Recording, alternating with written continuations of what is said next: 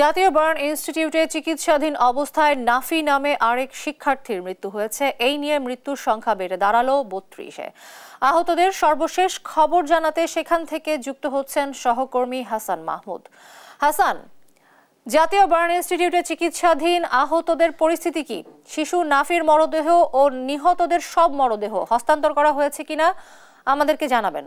ধন্যবাদ। আমরা কিছুক্ষণ আগে যেটা দেখছিলাম যে বাংলাদেশে 10 সদস্যের একটি প্রতিনিধি দল যারা এসেছে, যারা সিঙ্গাপুর থেকে চিকিৎসা দেওয়ার জন্য এখানে এসেছে এবং এখানকার চিকিৎসকদেরকে পরামর্শ দেবেন এই বিশেষজ্ঞ প্রতিনিধি দলটি, এবং তারা ঠিক 11টায় এখানে আসার কথা রয়েছে এখন পর্যন্ত আমরা যতটুকু জানতে পেরেছি। এবং নাফির যে ঘটনাটি গতকাল রাত ঠিক 12টা 15 মিনিটে এই শিক্ষার্থী মৃত্যুবরণ করেছে, তার বয়স ছিল 9 বছর। তিনি মাইলস্টোন স্কুল অ্যান্ড কলেজে তিনি প্রথম শ্রেণীতে পড়তেন, এমনটাই কিন্তু আমরা জানতে পেরেছি। এবং রাতেই তার মরদেহটি হস্তান্তর করা হয়েছে। একই সাথে অন্য যে 6টি মরদেহ এখানে ছিল, সেই 6টি মরদেহ কিন্তু শনাক্ত করার জন্য ইতিমধ্যে আমরা দেখেছি যে ডিএনএ টেস্ট করার জন্য তাদের নমুনা সংগ্রহ করা হয়েছে। একই সাথে তাদের পরিবারের সদস্যদেরও ডিএনএ টেস্ট করার জন্য নমুনা সংগ্রহ করা হয়েছে বলে আমরা জানতে পেরেছি। এবং সেক্ষেত্রে হয়তো আজকের মধ্যেই তাদের ফলাফল পাওয়া যাবে, তখন হয়তো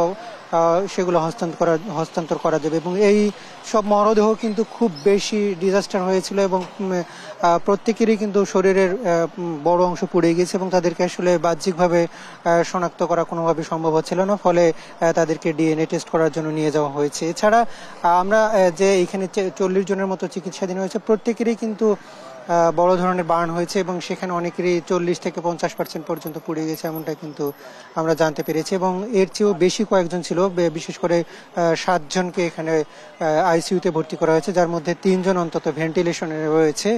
এবং তাদের সর্বোচ্চ চেষ্টা করছেন এখানকার চিকিৎসকরা। এবং একই সাথে এইসব চিকিৎসক যারা এখানে কর্মরত ছিলেন তাদেরকে বাড়তি পরামর্শ দেওয়ার জন্য সিঙ্গাপুর থেকে আরও 10 সদস্যের একটি চিকিৎসা প্রতিনিধি এসেছেন। এবং আমরা জানতে পেরেছি যে ঠিক 11টার দিকে তারা এখানে পৌঁছবেন এবং এখানকার চিকিৎসকদেরকে পরামর্শ দিবেন বলে আমরা জানতে পেরেছি। এবং আমরা অন্যান্য যেসব হসপিটালে খবর পাচ্ছি সেখানেও কিন্তু যারা খুব বেশি ইনজুর্ড হচ্ছে তাদেরকে কিন্তু এখানে বার্নে পাঠানো হচ্ছে, যেহেতু বাংলাদেশে একমাত্র বিশেষায়িত চিকিৎসা প্রতিষ্ঠান এই বার্ন প্লাস্টিক সার্জারি ইনস্টিটিউট, ফলে তাদেরকে কিন্তু সিএমএস সহ উত্তরা যেসব মেডিকেল কলেজ হাসপাতালে এইসব রোগীরা চিকিৎসা ছিলেন তাদেরকে কিন্তু এই হসপিটালে পাঠানো হচ্ছে। আমরা গতকালকেও দেখেছি বেশ কয়েকজনকে এখানে নিয়ে আসা হয়েছে উন্নত চিকিৎসার জন্য। এবং অন্যান্য হসপিটালগুলোতেও কিন্তু যারা আহত ছিল তাদেরও কিন্তু অনেকটা ক্রিটিক্যাল অবস্থা। সেক্ষেত্রে পুড়ে যাওয়ার চেয়ে অন্যান্য